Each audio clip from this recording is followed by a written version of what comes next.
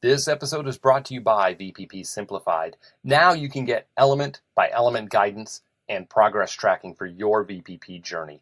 Every aspect of the VPP requirements in one easy-to-use interactive spreadsheet. It has sub-element explanations and examples. It has a stoplight status check. It includes 3-step verification of completion for each sub-element. You even get a notes section to compile your application language. And it even comes with graphs to show current state and progress moving forward. Look, achieving VPP star status can be tough, but understanding what is required to get there can be simplified. This GAP tool will help you do that. Again, go to vppsimplified.com for more information. Welcome to the Safety Pro Podcast, where we help you manage workplace safety one episode at a time. And now, your very own Safety Pro, Blaine J. Hoffman. Welcome to another episode of the Safety Pro Podcast. I'm going to follow up with another episode highlighting a very effective tool that you can use for incident investigation or incident review. If you recall in the last episode, I talked about the 5Y tool and how that can be very effective. Here's another tool that can be used in conjunction with the 5Y. I'll talk about how you can pair it up with a 5Y here in a little bit. But I want to introduce you to the cause and effect diagram, or what we always call the Fishbone Diagram. So the Fishbone Diagram is about, find and cure causes, not symptoms. So that's why we want to do a cause and effect. We want to identify causes. So this will allow a team to identify, explore, and even graphically display in a chart, and in increasing detail, all of the possible causes that are related to a problem or an incident or a condition, so that we could discover, once again, its root causes. Now, if you want to follow along with a diagram of your own, mapping out either an example, a hypothetical, or an incident or condition or situation that you currently are dealing with, go ahead and click the link in the show notes. You can download a free Fishbone diagram that you can use. This is a template that you can use for all of your problems. Just save it, print it out, use it in group meetings and things like that. But go ahead and follow the link in the show notes, either in the app that you're using to play this podcast episode, either in Apple Podcast or Google Play, something like that. Or if you're listening on the web through our website, there should be a link in the show notes as well. Go ahead and download that diagram so you can visualize what I'm talking about and follow along. Now, as I said, it will enable your team to focus on what you would say what is the content of a problem, okay? Not on the history of the problem or any, differing personal interests of team members, things like that. We often see this problem. We'll have an issue come up in the workplace, and a couple of folks or one or two in the group will say, "Oh, I can tell you right now what happened." And it's like, how do you know what happened? You haven't even looked at the results. You haven't even looked at what led up to it, what the employee was doing, what materials were involved, and whether materials may have changed, raw materials or tooling or processes. That's a bias that we introduce. So as with any incident review, I don't care if it's quality, I don't care if it's productivity, I don't care if it's maintenance breakdowns, I don't care if it's safety. The only thing you need to bring to the table is objectivity. We have to remain objective, not subjective. We have to observe, we have to take in, we have to consider every possibility until we can disprove it. Okay? So that's the thing, is we have to do it objectively. So this tool will enable us to focus on the content of the problem. It also allows us, or I should say, it will create sort of this the snapshot of our collective knowledge from the team. So as everyone's blurting out or shouting out ideas like, "Oh, I think it could have been this," or "That's true, but it could have also been this." we are able to jot those down on a diagram and categorize them. And so we can all step back and look and see which ones we want to go ahead and run to ground. Okay, and we'll talk about how to do that here in a minute. But getting back to, what can the Fishbone do for us? That's another thing it can do. It will visualize or create this snapshot of everybody that's putting into this problem. We're able to capture that in a graphical way. What this also is going to do is it's also going to help us build support for whatever potential solutions we come up with, because folks are going to see that we've run down each suggestion or possible cause to the problem. We've been able to run it down to either validate or invalidate it objectively. And the other thing I said earlier at the beginning, I cannot stress it enough. It will force us to focus on causes and not symptoms. And we'll talk about how we do that. So there are two formats you can use for cause and effect, right? There is the dispersion analysis type. That is basically, you build that by placing individual causes within each major category. And when asking each individual cause, why does this cause or dispersion happen? The question is repeated for the next level of detail until you run out of causes. What does that sound like? It sounds like 5 why. So when you identify a cause, we're going to put it in a category. I'll talk about the categories here in a minute. But for each potential cause you identify, you can use a 5 why on each one of those. Go back and listen to the previous episode if you are just jumping in. This is the first time you're listening. Go grab the previous episode. Also download that completely free template for the 5 why, and you'll see what I'm talking about. The process classification type of format, that uses major steps in the process in place of the major cause categories. So the root cause questioning process is the same as the dispersion analysis type. It's just you're looking at the process rather than categories of causes, which I'll talk about here just a few seconds. But remember, a 5 why is something you can use for either one of these. So once you pick your method, I'm going to go through the example of putting causes in categories. So I'm going to give you an example using the dispersion analysis type, but basically you're just going to want to pick your format. One method is you can brainstorm without any preparation. You can just jump right into what I like to call mind mapping, if you will. Word clouds, another example of this, where you just let a conversation unfold with your team, with your group, and say, hey, walk me through this process from the beginning. An employee coming in at the beginning of the shift, start there, and what are all the things that could have happened or the steps they could have taken that could contribute to this incident we're reviewing.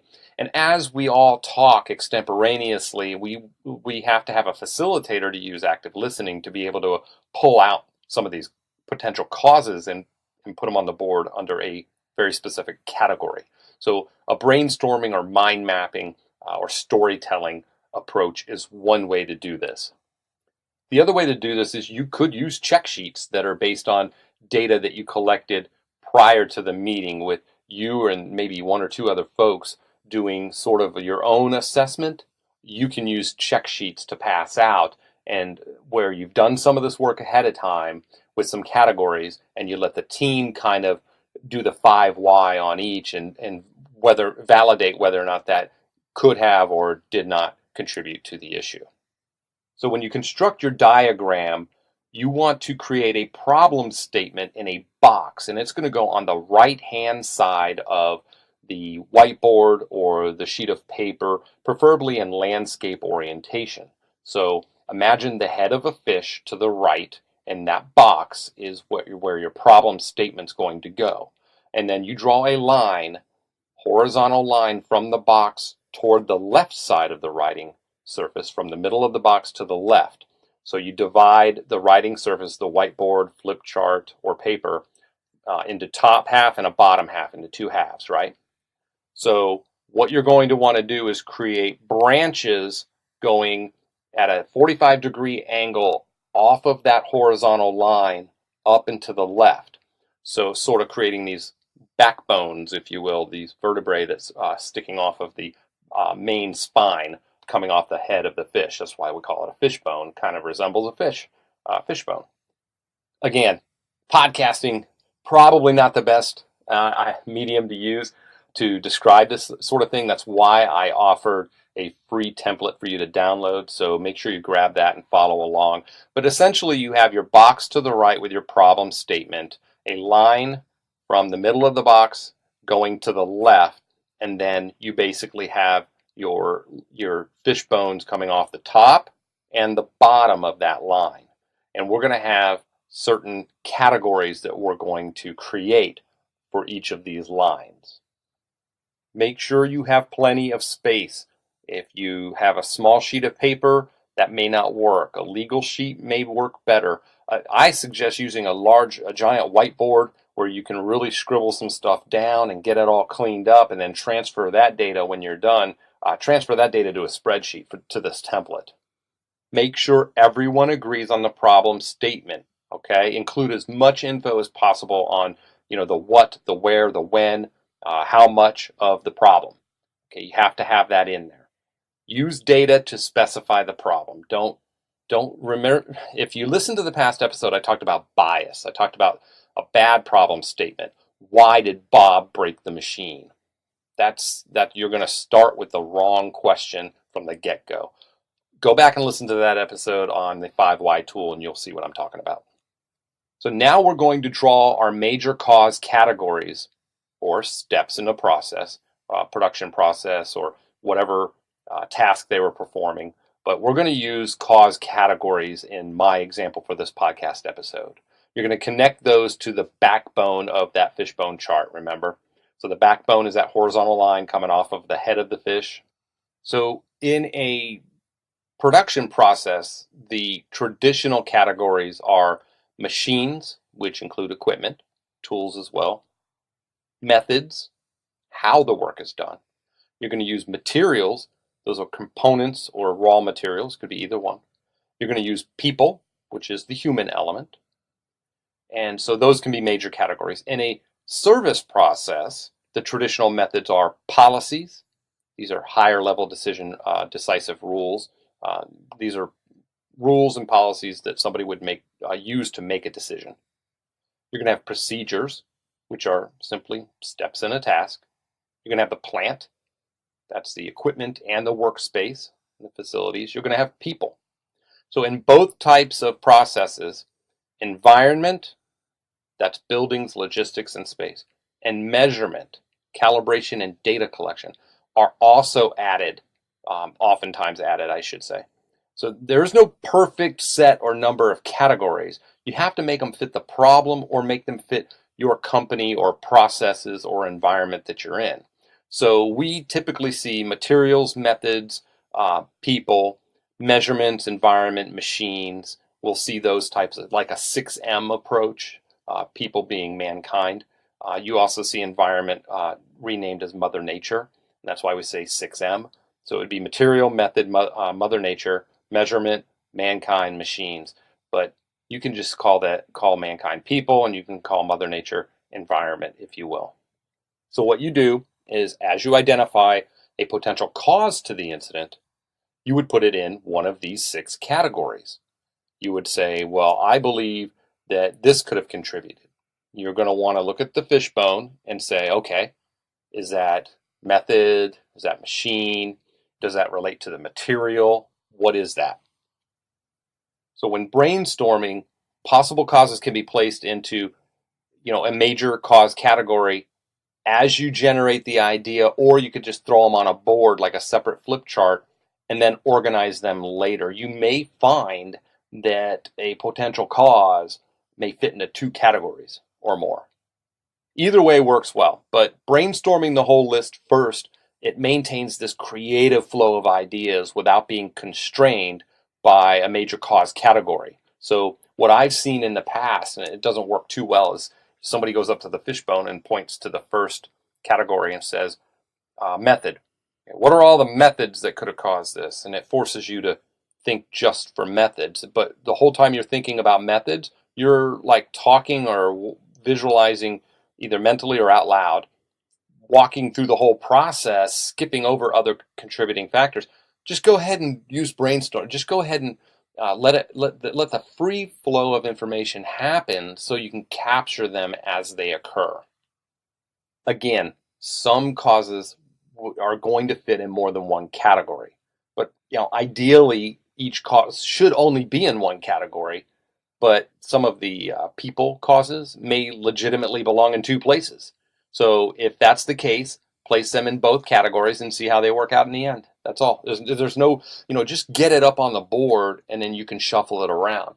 Don't get caught up in this, oh, that's a people category. Well, that cause is, no, that's a measurement category. Remember, it's about the raw material. No, it's about how they measured it.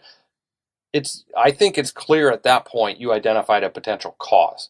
Just get it on the board, and you're going to still have to do a 5 why on it, but just get it on the board and you figure out the finer details later. So a tip for you, if ideas are slow coming in, use major cause categories as catalysts. So, for example, what in materials is causing the machine to jam? What could that be? So you get the ball rolling, but then just let that free flow happen. So maybe use a catalyst, maybe a starter, if you will, by picking a category or an example, and then just let the conversation take on a life of its own. Remember, once you identify causes and place them in a category, you're going to do what? Ask why. You're going to ask why, and you're going to do it repeatedly. Each cause listed on the bones, you're going to either ask, why does it happen? Or you're going to ask, what could happen? For example, you could say, what could happen if this was a potential cause? And that'll give you a deeper understanding of the problem that may lead to what actually happened, which is going to be listed on your problem statement. That it's a really good way to check to see if you have a potential root cause, something that's valid. You could say, well, okay, what could happen if that went wrong? And then hypothetically walk through it. If you don't lead to your problem statement, and let's say somebody hand fed material into the roller, that was a contributing factor. Okay, well, what could happen if they did that? Well, we have a light curtain there, and that would stop the rollers because their hands would get in the way, and the light curtain was working. Okay, well then that wasn't it. That didn't lead to our problem statement. As we just talked through it, we validated that. So you could say, why did this happen? Or what could happen? Remember, for each deeper cause, continue to push for deeper understanding, but know when to stop. The rule of thumb is to stop asking when a cause is controlled by more than one level of management removed from the group. Otherwise, the process could become an exercise of futility. Just use common sense. Or in the 5 why example, another way to state this, if one of your answers is something you cannot control at all, go back one answer and you're probably going to put your finger on the true root cause or contributing factor. Interpret or test for root causes by one or more of the following examples. Look for causes that appear repeatedly within or across major cause categories. That's going to be one sign. Another one would be make selections through either an unstructured consensus process or one that is structured, such as a nominal group technique or a multi-voting, things like that. We're getting into some Six Sigma process stuff, but you can basically make selections through an unstructured consensus process or one that is structured, testing things, validating things, or basically get a consensus of who you've assembled that something could be a category, a cause in a category. Or you could gather data through check sheets or other formats, inspection sheets, quality sheets, having some contractors come in, whether it be engineers, something if it's dealing with equipment or machinery, have outsiders come in and actually gather data from their work to determine the relative root cause, whether or not that could contribute to your problem statement. So you could have any of those approaches. So there are variations to approaching this. I mean, traditionally you use a fishbone or you would create one in like a meeting type of environment or setting. The completed fishbone is often reviewed by other folks and or confirmed with data collection. A very effective alternative is what's known as CDAC, right? CEDAC, in which a large, highly visible blank fishbone chart is displayed in the work area, out on the shop floor or out where the job takes place. Now, everyone will post both potential causes and solutions with sticky notes or post-it notes in each of the categories. Causes and solutions are reviewed, tested, and posted as to the result, whether they were valid or invalid. This technique will open up the process to the collective knowledge of a larger group and the creativity of everybody involved in that operation, not just inside that operation, but slightly outside in the next work area or work cell, things like that. So that is a variation to the fishbone. So one, you could do it in a meeting. You can invite what we would call a good cross-section, a diagonal cross-section of the organization. You want a process owner. You want people that have done that before. You want somebody from safety. You want somebody maybe from HR, somebody from training to potentially talk about the people aspect of things. You want a good cross-section in this meeting to tackle this problem. Or use CDAC to take it out to the floor where the work happens and get everybody's input. As with any of these tools that you decide to use, make sure that you don't get lost in the tool. The tool should sort of just be there as a way to organize thoughts and ideas and help you sort of, drive toward that root cause or that end point you're trying to get to with an incident review or investigation, which is root causes. We're trying to fix the process, not fix blame, right? So what you want to do is you want to remember some rules of thumb that I've talked about before. Focus on the process, not the people. And I know it sounds crazy because it's like, hey, Blaine, didn't you just say there's a actual people category on the fishbone diagram where we could identify people as being a cause? Sort of. And here's what I mean by that. Let's say you legitimately identify lack of training for the operator. Is that the operator's fault? Even if you provided all the training and the operator failed or didn't pass or did a poor job in the training or orientation process or the probationary period, and you just pencil whipped it just to move them along because management was yelling about needing more people on the floor, and you moved them out there, is that the person? Or is that, again, our process? So when I say focus on the process, not the people, I actually mean it. I mean, if your problem is legitimately one individual, a bad seed, a bad actor, yeah, you need to take care of that, but you still have to step back and go, how did this happen? What did we miss? What signs should we have looked out for? How can we look for those in the future? How do we stop this from happening again? Forget the individual's name. You could say employee X, and it was just a bad pick, a bad hire. How did that employee make it through the interview process, the application, interview process, follow-up interviews, offer, go through orientation, training, shadow somebody for a while, go and then make it all the way out to the floor to basically be the only subject of our incident investigation, of the only reason why this happened was because employee X was a bad seed. So I caution everybody, if you can legitimately point at one individual and say, yep, he or she is the only reason why this happened, that person chose to do something or not do something that everybody else in here chooses to do or not do, and that is the only reason why, then you still have a process problem.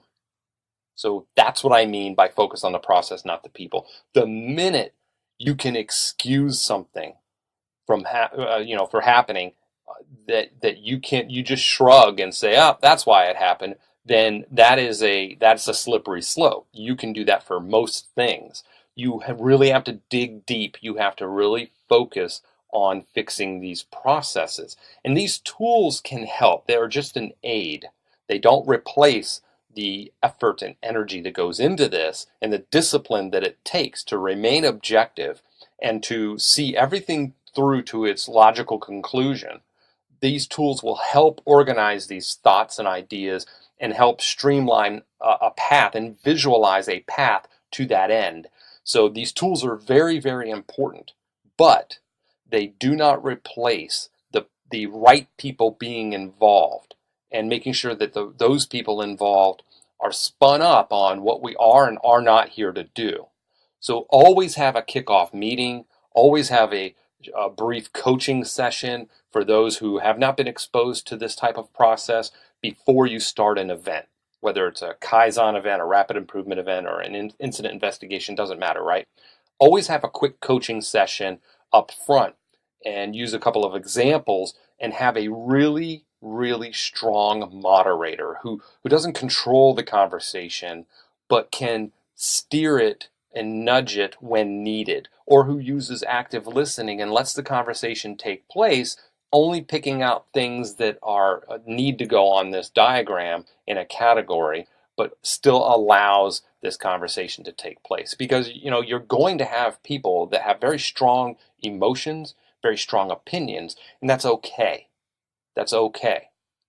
As long as it's done respectfully and professionally, people are going to have to get through this kind of venting process and getting things off their chest. You just have to have a good moderator or facilitator to help facilitate or move this thing along, in the right direction. So don't get caught up in this whole, it's got to be clinical and it's got to be a sanitized process, devoid of emotion and inflection. That's not it. That's actually not it at all. But what we can use these tools to do is to help organize our thoughts in a logical way, in a graphical way, to allow us to go out and test these theories. These are assumptions that we're making. We're going to go test them. We're going to either validate or invalidate them, and they are what they are, and they are going to arrive. We have to arrive at a logical conclusion. So, hey, go get the template. Use it with the 5 why template. Use a fishbone diagram for a safety review. Identify potential causes and put them in the right categories. And then for each potential cause, you do the 5 why. So if you have 37 different potential causes contributing to the head of this fish, right, you're going to need a 5 why on each one of them. But these tools will help. These two tools together are, in my experience of more than 25 years in the industry, my experience tells me these, and I've seen these are the two most frequently used tools. Yeah, you're going to go listen to some gurus out there. You're going to go to a keynote speech, 15 minutes of somebody speaking, or you're going to, get the latest, greatest book that says, we're going to take this, a holistic approach to things. And that's great. But when it comes down to it, when you have to identify potential root causes to an incident that occurred, and you have to show that you've been able to do this to regulators or, God forbid, attorneys, you're going to need these tools to capture this information.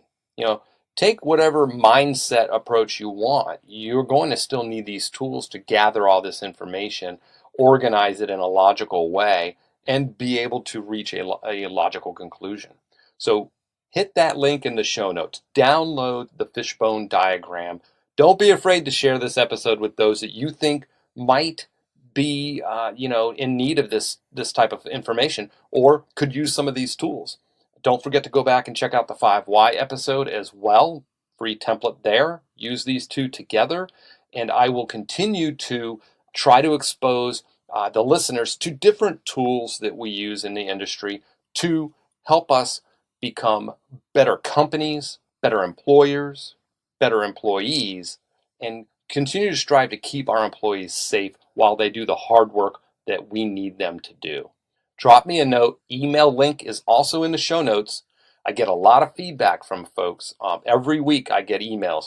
Every time I drop a new episode, I get emails with questions, folks sharing their experience with something they just listened to. It's really exciting.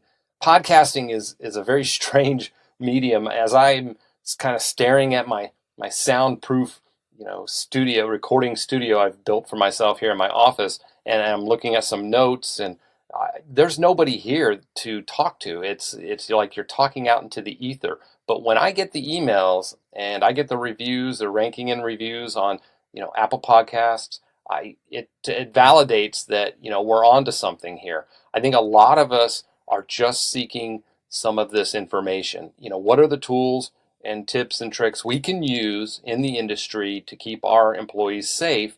And, I think we should be sharing more of this, and I'm happy to do that. So, to that point, if you have something you would like to hear more of or would like to hear examples of, don't be afraid to shoot me an email, okay? And be sure, if you haven't already done so, be sure to subscribe to the podcast. If you're just listening for the first time, hit that little subscribe button. It means a lot. It helps validate that we're on the right track here, but it also makes sure that you don't miss another episode. That's all I've got for this one. I hope you enjoy the Fishbone Diagram, and I hope you share your stories on how you've used this going forward. But until next time, be safe.